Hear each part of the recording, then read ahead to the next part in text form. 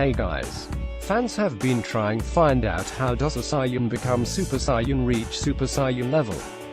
It is something that has been in the minds of the fans since a very long time. Also, the latest inclusions to the whole reaching new level in Dragon Ball Super have only created only more confusion fans. However, Akira Toriyama finally came out with the answers. He talked about a completely new thing, that was the cells. After Toriyama's revelation, it looks like that these cells can provide an end to all the confusion. A certain fan of the franchise on Twitter has made a chart which could mean the end for all I was in terms of power scaling. A recent QA which was published in the latest volume of the Dragon Ball Super manga, Akira Toriyama explained that how exactly a Saiyan is able to go Super Saiyan. Akira Toriyama said in order to reach the Super Saiyan level, a Saiyan needs enough cells. As you can in the photo above by Kenziro on Twitter, he has taken all the factors responsible for triggering the increase in S cells and all the various reasons. Let's take a Vegeta's example and how he was able to reach Super Saiyan level. First and foremost, his heart, which is bad. This means he's not a good person. So, originally his S cells level is not so much. However, Vegeta has a good power level. Last but not least, his anger towards Goku, his rival. This boosts the rate of S cells in his body. In the same QA, Toriyama stated, once these cells reach a certain amount, a trigger such as anger will explosively increase the cells and cause a change in the body that's Super Saiyan. However, one can't reach the quantity necessarily for becoming a Super Saiyan simply by having a gentle spirit, so a certain amount of battle power is indeed necessary. Looked at in this light, it's easy to see why becoming Super Saiyan came easy for Goku. As we know, there are other Saiyans present during the Tournament of Power. They were Cabba, Kale and Kefla. It was evident that they could also go into the Super Saiyan state more easier.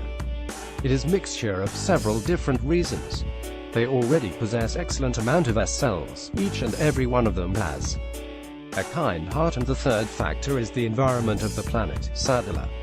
Finally, their average power level and anger made it easier for them to attain the state. One thing that everyone missed about Goku in the latest episode. Hey guys, the new episode of Dragon Ball Super is out. If you haven't watched it yet, then I highly recommend watching cause it is full of events. Like seriously a lot of events.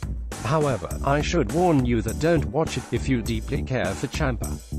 In this episode, the last two remaining fighters of Universe 6 were defeated. You know what that means, erasure of the entire universe. The two of them were fighting against Gohan and Piccolo as we saw in the preview of the previous episode. It was the really intense fight as the two Namekins seemed to have the upper hand in the fight.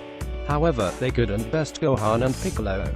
With the double-teamed attack, Gohan and Piccolo knocked out both the fighters, and which ended in Universe 6 erasure. Goodbye Champa-sama. The scene where he called Beerus bro, I definitely did not cry. There was someone who was just chopping some onions over here. Now moving on to the main thing, which is Goku. Goku, Android 17 and 18 were fighting against the last three members of Universe 2. The three fighters from Universe 2 underwent some weird transformation, which ended up making them very powerful. They released the final attack, which looked to be very powerful, and it seemed that the Tournament of Power was finished for the trio from Universe 7. However, Goku powered up to Super Saiyan Blue, knocked all three fighters of Universe 2 out with a Kamehameha. Thus, Universe 2 was erased. Despite all the hate that Universe 2 gets, it really feels bad when any of the universe gets eliminated. The elimination of the three of them continue reading